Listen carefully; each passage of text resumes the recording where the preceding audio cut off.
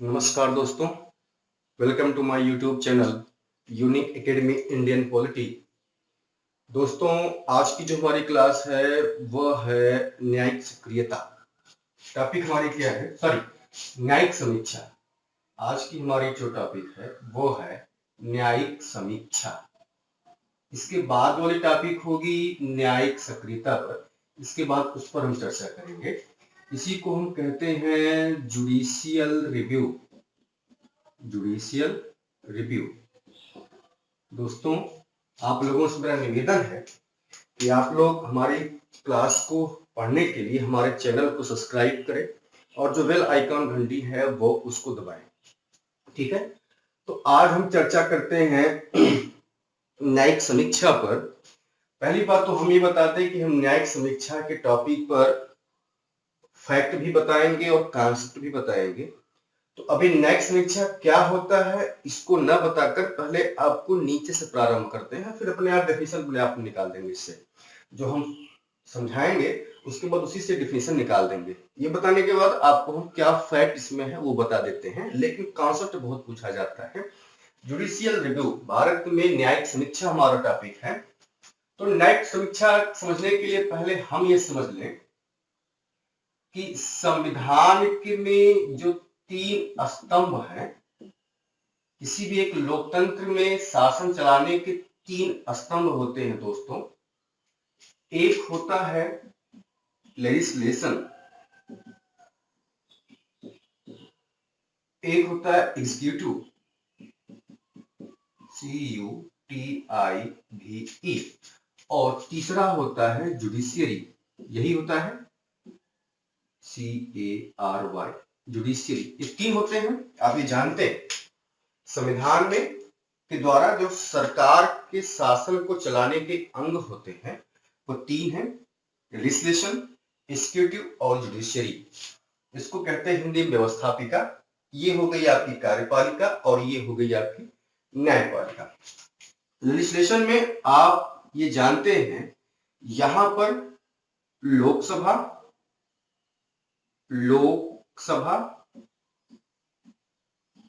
यहां क्या हो गया दोस्तों, राज्यसभा,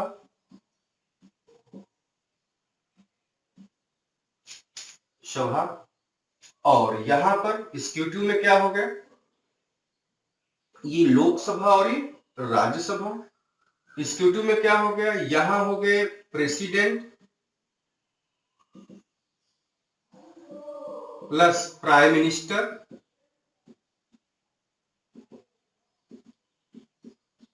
और काउंसिल ऑफ मिनिस्टर, ये हो गया आपका। अब यहां जो मैं बताना चाहता हूं, व्यवस्थापिका का काम क्या है। व्यवस्था जुडिशरी में अगर हम बात कर लें तो यहां पर हम 2 की चर्चा कर लें, सुप्रीम कोर्ट और हाई कोर्ट। ठीक, Lok Sabha, Rajya Sabha, president, prime minister और काउंसिल ऑफ मिनिस्टर, ये कार्यपालिका, एक एग्जीक्यूटिव हो गया आपका। ठीक है, और ये सुप्रीम कोर्ट, हाई कोर्ट। इनका काम क्या है, इनका काम क्या है दोस्तों, इनका जो हमारी पार्लियामेंट है, ये इसमें क्या आएगा, लेजिस्लेशन में क्या बोलेंगे यहां पर, पार्लियामेंट, संसद, यही है। व्यवस्थापिका नियम बनाने संस्था जिसको पार्लियामेंट, इसको लागू करने संस्था कार्यपालिका, और दोनों के जांच करने की, नियमों की जांच करने संस्था जुडिशरी। अब हम देखते हैं। ठीक है, लोकसभा और ये पूरी पार्लियामेंट का कार्य क्या है, लोकसभा राज्यसभा का कार्य क्या है। तो पहला है, ये हम जानते हैं, लॉ मेकिंग, देश के लिए कानून बनाना। दूसरी क्या व्यवस्था है दोस्तों, दूसरी व्यवस्था कॉन्स्टिट्यूशनल अमेंडमेंट, संविधान में संशोधन, जो मेन इसकी स्ट्रीम्स है।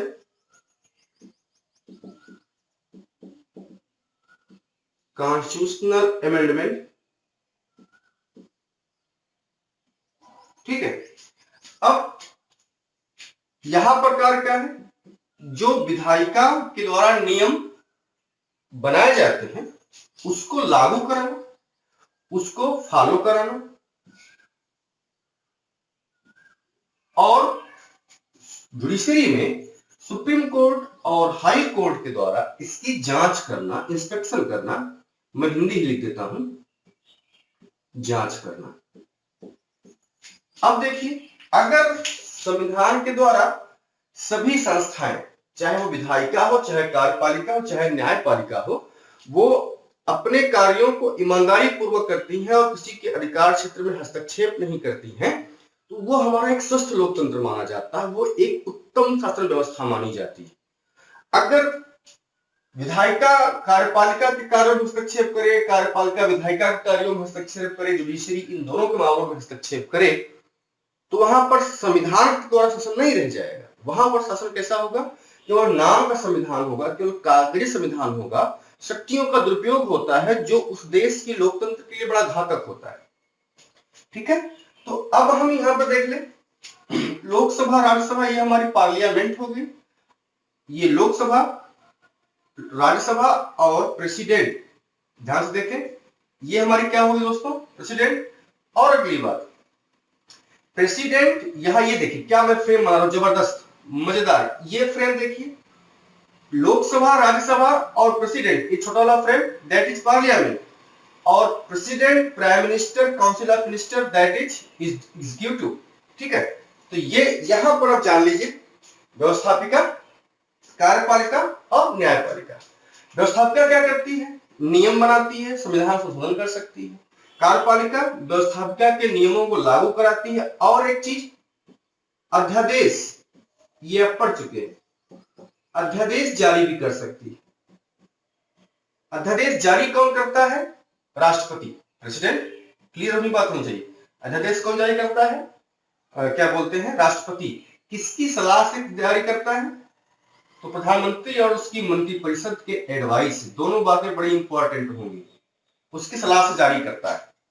एक तो ये नियमों को लागू करवाता है, दूसरा अध्यादेश जारी करने का अधिकार किसके पास है? एग्जीक्यूटिव के पास। अरे एग्जीक्यूटिव भाई, भारत के जो भाग 5 कार्यपालिका, ये कहता है आर्टिकल 52 कहता है कि भारत का एक राष्ट्रपति होगा, और 53 कहता है कि संघ की समस्त कार्यपालिक शक्तियां राष्ट्रपति में होंगी, जिसका प्रयोग वह अपने अधीनस्थों के माध्यम से। कार्यपालिका ये हो गया, ये हमारी पार्लियामेंट हो गई।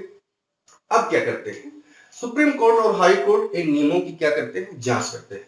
आपको यह पता है कि हमारे देश की जो व्यवस्था है वह संसदीय व्यवस्था है, संसदीय है और क्या है दोस्तों? संघात्मक है। संसदीय है और क्या है? संघात्मक है। तो जो संसदीय व्यवस्था में क्या होता है कि जो ये सरकार बनती है, प्राइम मिनिस्टर और काउंसिल ऑफ मिनिस्टर बनते हैं, ये कहां से चुने जाते हैं? लोकसभा से। बात के मेरे एरो को समझिए, तीर के समझिए। लोकसभा से ही मंत्रिपरिषद का निर्माण होता है, प्रधानमंत्री उससे चुना जाता है, नियुक्त होता है, तो लोकसभा से ही चुने जाते हैं। अब और लोकसभा के ही सदस्य मंत्री बनते हैं। तो अगर विधायिका में उस सरकार का बहुमत है, तो क्या वो ऐसा कानून बना सकती है कि जो है सब पर जो नागरिकों के अधिकारों को उल्लंघन करे? ये हो सकता है कि निरंकुश हो जाए। जब लोकसभा में किसी पार्टी का बहुमत होगा, तो ये दोनों मिलकर, मतलब व्यवस्थापिका और कार्यपालिका मिलकर कुछ ऐसा कानून बना दे जो नागरिकों के अधिकारों को उल्लंघन करे, संविधान की स्पिरिट को वायलेंस करे, संविधान के आत्मा को चोट पहुंचाए, तो उसके लिए बैठी है जुडिशियरी। ये क्या करती है? इनके नियमों की क्या करती है? जांच करती है। अब हमारे देश में, अब एक चीज मैं बता दूं, यहां एक फैक्ट समझ ले, जो न्यायिक समीक्षा है, न्यायिक समीक्षा, या इसी को कहते हैं न्यायिक पुनरावलोकन। दोनों बात समझिए, न्यायिक समीक्षा या न्यायिक पुनरावलोकन, दोनों बातें, न्यायिक समीक्षा और न्यायिक पुनरावलोकन। ये न्यायिक समीक्षा और न्यायिक पुनरावलोकन या न्यायिक समीक्षा करने का अधिकार जो है, ये चीज इंपॉर्टेंट समझे, सुप्रीम कोर्ट और हाई कोर्ट दोनों को है। न्यायिक समीक्षा करने का माने व्यवस्थापिका और कार्यपालिका, चाहे वो संसद के द्वारा हो, चाहे वो राज्य विधानमंडलों के द्वारा बनाए गए किसी भी नियम की जांच करने का अधिकार दोनों का प्रश्न पूछा गया है कि न्यायिक पुनरावलोकन का अधिकार किसे है? संसद को है, सर्वोच्च न्यायालय को है, उच्च न्यायालय को है, या सर्वोच्च न्यायालय और उच्च न्यायालय दोनों को है? तो आपको उत्तर होगा सुप्रीम कोर्ट, सर्वोच्च न्यायालय और हाई कोर्ट दोनों को है। अभी तक तो हमने इसके कॉन्सेप्ट पर चर्चा किया। अब न्यायिक समीक्षा क्या होती है, डेफिनेशन देखिए। व्यवस्थापिका द्वारा बनाए गए नियमों और कानून, ध्यान सुनिए, मैं डेफिनेशन निकाल रहा हूं इसी से, इसी टॉपिक से मैं डेफिनेशन निकालता हूं। व्यवस्थापिका के द्वारा बनाए गए नियम, कार्यपालिका के द्वारा जारी किए गए आदेश और उनके व्यवस्थापिका के द्वारा बनाए गए नियमों को लागू कराने के द्वारा अगर संविधान के किसी भाग के या संविधान के आधारभूत विशेषता को चोट पहुंचती है, या वह जो कानून बना है वो संविधान के दायरे के बाहर है, तो सुप्रीम कोर्ट उसकी न्यायिक समीक्षा कर सकती है और उसको शून्य कर सकती है, सुप्रीम कोर्ट और हाई कोर्ट। ठीक है। अब यहां पर एक चीज और जान लें, सुप्रीम कोर्ट हमारा जो है, सॉरी, जो हमारा देश संघात्मक है, संघात्मक की मैंने विशेषता बताया था कि पावर की जो शेयरिंग होती है, पावर जो शेयरिंग होती है वो केंद्र और राज्य के मध्य डिवाइड होती है। तो सुप्रीम कोर्ट क्या करती है, जब डिवाइड करती है तो केंद्र और राज्य के मध्य विवाद हो सकता है, राज्य और राज्य के मध्य विवाद हो सकता है। तो यहां पर मैं सिंगल समझा दूं आपको, union and both, sorry, union and state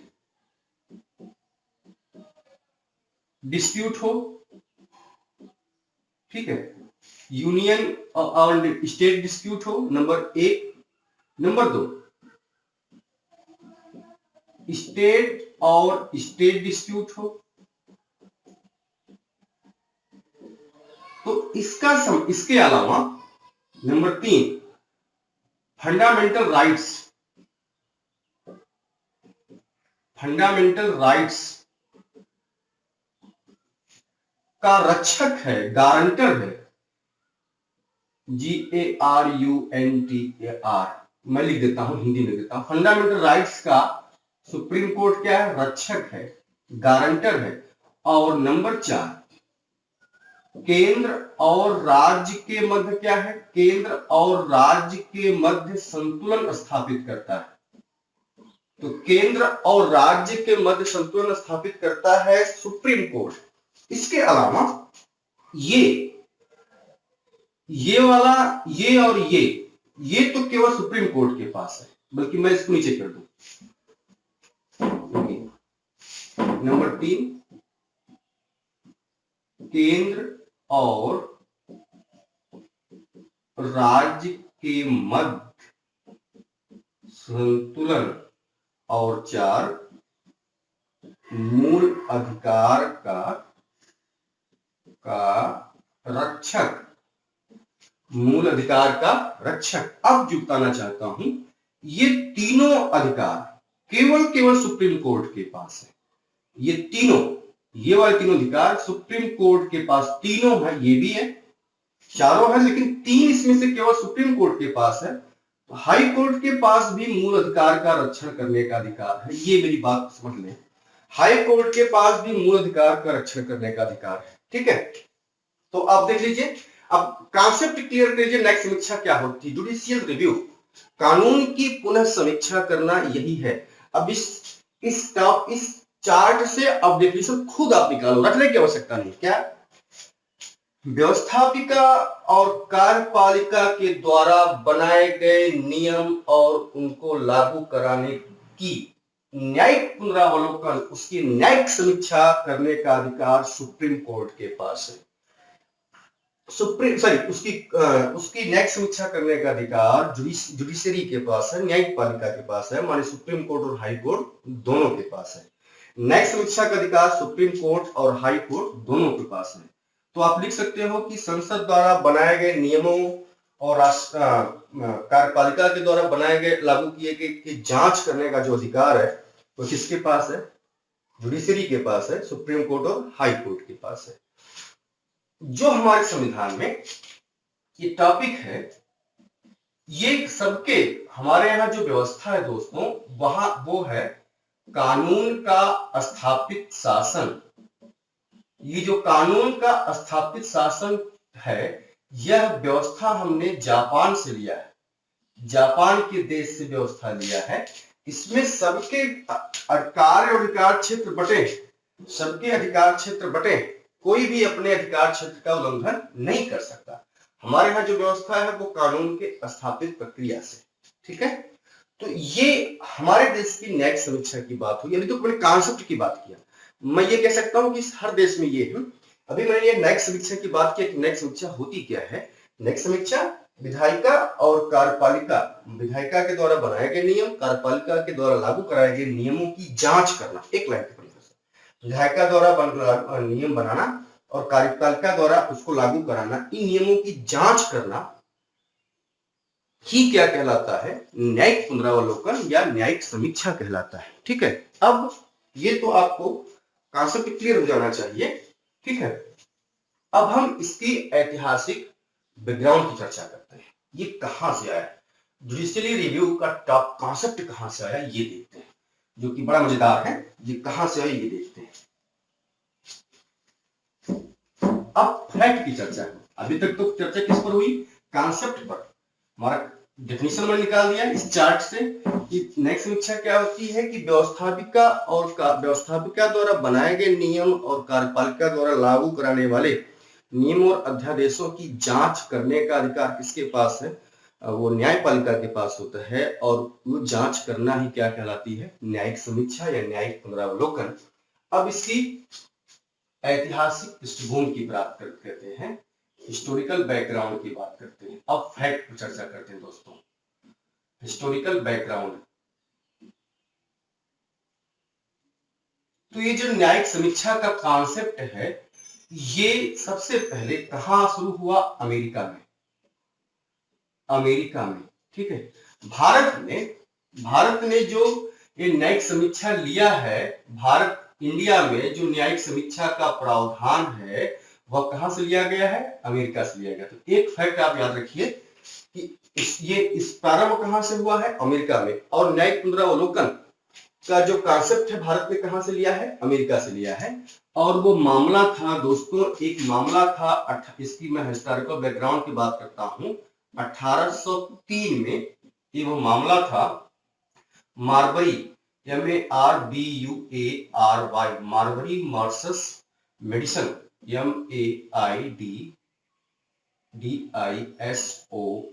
Marbury versus medicine का ये मामला था। और इस मामले में न्यायाधीश थे उस समय, जो जज थे वहां अमेरिका में, ये अमेरिका की बात हो रही, जो जज थे वह थे मार्शल।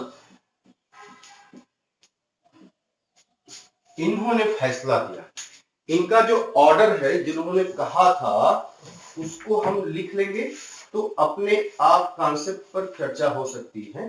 देखिए क्या है, इन्होंने सुप्रीम कोर्ट के जज थे, ये वहां अमेरिका की सर्वोच्च न्यायालय में, सर्वोच्च न्यायालय थे, लिख लेंगे। इसका क्या उन्होंने कहा, देखिए इसी से अपने आप निकल जाएगा। The power of examine,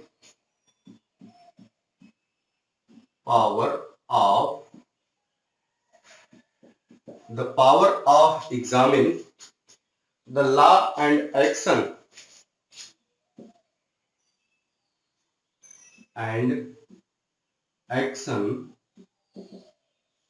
the power of examine the law and action of local state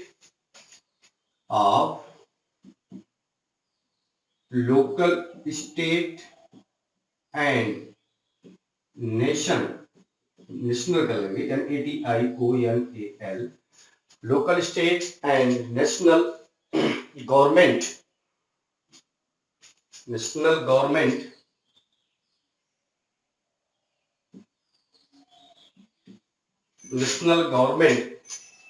ठीक है, and to the cancel them,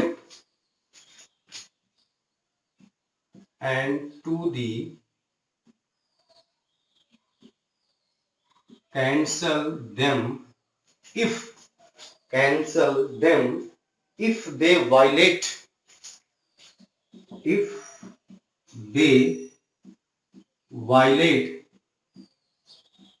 the constitution.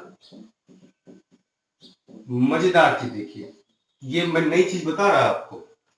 हाँ? अभी तक हमने न्यायिक समीक्षा का कॉन्सेप्ट क्या होता है वो बता दिया।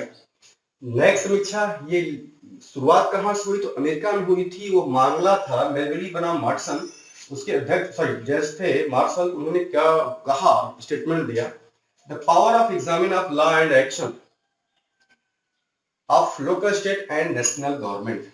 राज्य सरकार और राष्ट्रीय सरकार की शक्तियों का परीक्षण किया जाएगा और उसको समाप्त भी किया जा सकता है, उसको कैंसल समाप्त भी किया जा सकता है इफ यदि दे वायलेट द कॉन्स्टिट्यूशन, अगर वे संविधान को वायलेट करते हैं, संविधान की शक्तियों का दुरुपयोग करते हैं, तो उनके लॉ और कानून को, चाहे वो वहां की लॉ और एक्शन जो लोकल स्टेट मतलब उसको कांग्रेस के द्वारा बनाया गया हो या प्रेसिडेंट के द्वारा कोई ऑर्डर जारी किया गया हो, उसको वायलेट, अगर वो कॉन्स्टिट्यूशन को वायलेट करता है, कॉन्स्टिट्यूशन की स्पिरिट को वायलेट करता है, तो वह कानून क्या होगा, समाप्त हो जाएगा। ठीक है, ये व्यवस्था जो अमेरिका ने अडॉप्ट किया है, ये अमेरिका में जो व्यवस्था चलती है दोस्तों, वहां की जो व्यवस्था है ड्यू प्रोसेस लॉ, बहुत इंपॉर्टेंट है, PROCESS, due process of law. ये क्या है, कानून की उचित व्याख्या, और इस कानून की उचित व्याख्या के आधार पर, इस कानून की उचित व्याख्या के आधार पर सुप्रीम कोर्ट ने वहां न्यायिक पुनरावलोकन का अधिकार अपने हाथ में ले लिया है। इसी के आधार पर कानून की उचित व्याख्या जो उनके संविधान में लिखा है, इसी के आधार पर न्यायिक समीक्षा का जो अधिकार है, न्यायिक समीक्षा का अधिकार है, वहां सुप्रीम कोर्ट ने स्वयं अपने हाथ में ले लिया है। और इसी बहाने, इस अधिकार के बहाने कभी कभी तो वहां पर खुद नियम का निर्माण कर देती है, और जब वो खुद नियम का निर्माण कर देती है तो वही दोस्तों कहलाता है न्यायिक सक्रियता, जुडिशियल एक्टिविज्म। और इसके बाद वाला जो हमारा टॉपिक होगा वही होगा क्या, जुडिशियल एक्टिविज्म। न्यायिक समीक्षा, भारत में भी न्यायिक सक्रियता पर चर्चा बहस बड़ा जोरों से है। न्यायिक समीक्षा करने का अधिकार प्राप्त कर लिया सुप्रीम कोर्ट वहां की अमेरिका में। इसीलिए अमेरिका में सुप्रीम कोर्ट को, इसीलिए ध्यान दें, ये प्रश्न पूछा गया है, इसीलिए वहां अमेरिका की सुप्रीम कोर्ट माने सर्वोच्च न्यायालय को, सुप्रीम कोर्ट की शक्तियों के आधार पर इसको थर्ड चैम्बर ऑफ पार्लियामेंट कहा जाता है। क्लियर, तो इसीलिए इस अधिकार से सुप्रीम कोर्ट को थर्ड चैम्बर ऑफ पार्लियामेंट कहा जाता है। ठीक है, तो ये अब तक की चर्चा जो हमारी हो गई वो न्यायिक समीक्षा की चर्चा हो गई। ठीक, न्यायिक समीक्षा और उस कॉन्सेप्ट मैंने बता दिया, और इस कॉन्सेप्ट की वो उनकी मार्शल महोदय का जो स्टेटमेंट है ये मैंने बता दिया, the power of examine the law and action of local state and national government and to cancel them if they violate the constitution. अब हम इंडिया में चलते हैं, ये हमारी न्यायिक समीक्षा हो गई। अब हम इंडिया में चलते हैं, इसका मैंने हिस्टोरिकल बैकग्राउंड बता दिया। अब हम इंडिया में चलते हैं, भारत की बात करते हैं। भारत में न्यायिक समीक्षा का अधिकार किसको है, तो ये पहले बात अब फैक्ट हो जाए हमारा, सर्वोच्च न्यायालय के दोस्तों है और उच्च न्यायालय को। यहां बात क्लियर। अब आगे हम बात करते हैं, ठीक है, उच्च न्यायालय को। हमारे यहाँ जो व्यवस्था है, कानून की स्थापित प्रक्रिया है, एस्टेब्लिश प्रोसेस ऑफ लॉ है, और हमने वो कहां से लिया है, जापान से लिया है। अब हम भारत की बात करते हैं, इंडिया की बात करते हैं। इंडिया में जो न्यायिक समीक्षा वर्ड है या न्यायिक पुनरावलोकन है, न्यायिक पुनरावलोकन, इसका कहीं ये नाम नहीं मिलता, ये न्यायिक पुनरावलोकन शब्द का नाम नहीं मिलता, लेकिन सुप्रीम कोर्ट ने कुछ आर्टिकल से इसको बना लिया है, इसको न्यायिक समीक्षा का अधिकार प्राप्त कर लिया है, और इसको न्यायिक पुनरावलोकन ने, न्यायिक समीक्षा को सुप्रीम कोर्ट ने संविधान की आधारभूत विशेषता घोषित किया है, संविधान की आधारभूत विशेषता घोषित किया है, और आधारभूत विशेषता घोषित हो जाने पर संसद इसमें माने न्यायिक समीक्षा में संशोधन नहीं कर सकती। ये सब कॉन्सेप्ट चलिएगा। संसद न्यायिक समीक्षा पर या न्यायिक पुनरावलोकन के संबंध में संविधान में संशोधन नहीं कर सकती। ठीक है। अब न्यायिक समीक्षा का वो आर्टिकल कहां से प्राप्त करती है गवर्नमेंट, वो कौन सा कहां से है, तो आर्टिकल 13 मैंने पहले आपको पहली क्लासों में पढ़ाया है। जब मैंने आप हमारे वीडियो पे जा सकते हैं, मूल अधिकार मैंने जो पढ़ाया है, मूल अधिकार भी प्रारंभ होता है दोस्तों 12 से 35। मूल अधिकार जो हमारा प्रारंभ होता है वो 12 से 35 प्रारंभ होता है। तो 12 में क्या है, 12 में डिफिनेशन ऑफ स्टेट है, और 13 आर्टिकल 13 क्या कहता है कि संसद और राज्य विधानमंडलों के द्वारा बनाए गए नियम अगर संविधान के स्पिरिट को वायलेट करता है तो उस कानून को सर्वोच्च न्यायालय शून्य कर सकती है। इसका मतलब क्या हो गया, उसकी जांच करती है। तो जांच करती तो यही क्या कहलाया, न्यायिक पुनरावलोकन या न्यायिक समीक्षा। आर्टिकल 13 ये क्लियर हो गया। आर्टिकल 32, आर्टिकल 32 ये आपका है, आप ये भी जानते हो उसके बारे में, संवैधानिक उपचारों का अधिकार, इसको भी आपने पढ़ा है। इसमें आपने पढ़ा है कि रिट जारी करती है, बंदी प्रत्यक्षीकरण, परमादेश, उत्प्रेषण, प्रतिषेध, इनको आपने पढ़ लिया है। ठीक है। मूल अधिकारों का रक्षण है। अनुच्छेद 131 ये मैं पढ़ा दिया हूं पिछली वीडियो में, यहाँ पे बता देता हूं, उसको भी आप देखिएगा। यह क्या है दोस्तों, केंद्र और राज्य के विवाद का समाधान, केंद्र और राज्य के मध्य समाधान। आर्टिकल 133 को मैंने आप पढ़ा दिया, आप देख सकते हैं। ठीक है।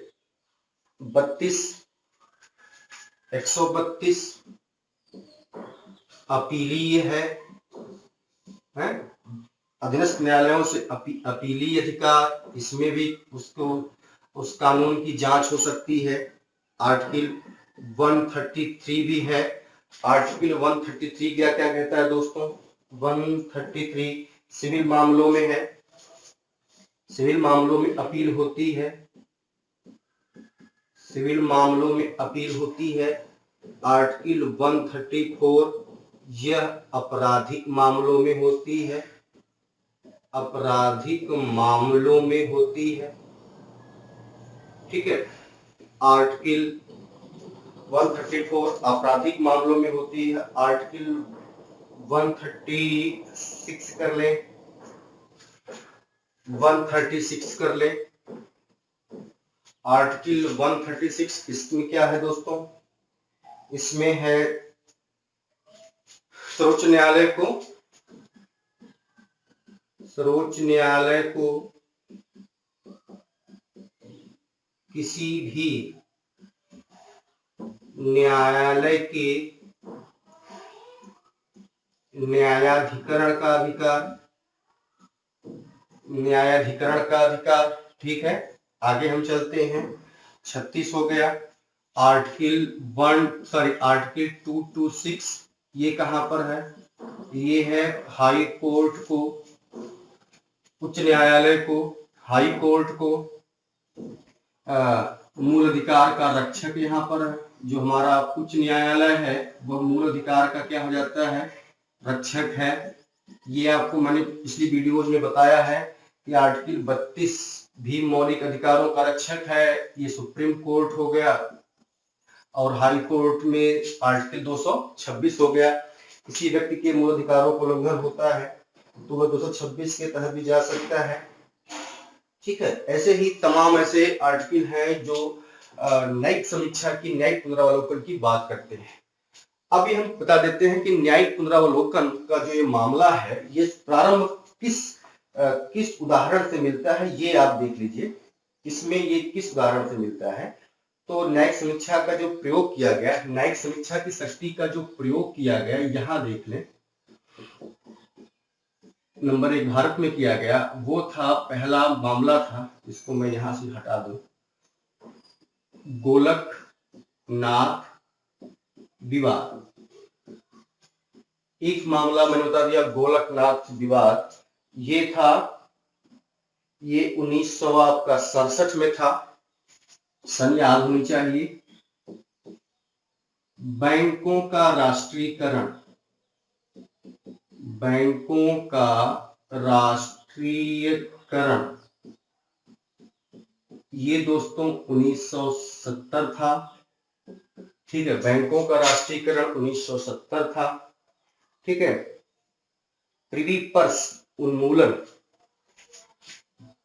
प्रिवी पर्स उन्मूलन, प्रिवी पर्स उन्मूलन ये किया गया था। सन देख लेते हैं इसका दोस्तों, सन आपका हो गया 1971। नंबर 4 केशवानंद भारती मामला, ये दोस्तों क्या हो गया 1973। और नंबर 5 मिनर्वा मिल्स मामला 1980। अब जो जरूरत है आपको बताने की, केशवानंद भारती और मिनर्वा मिल्स के मामले में ही, केशवानंद भारती और मिनर्वा मिल्स के मामले में ही सुप्रीम कोर्ट माने सर्वोच्च न्यायालय ने न्यायिक पुनरावलोकन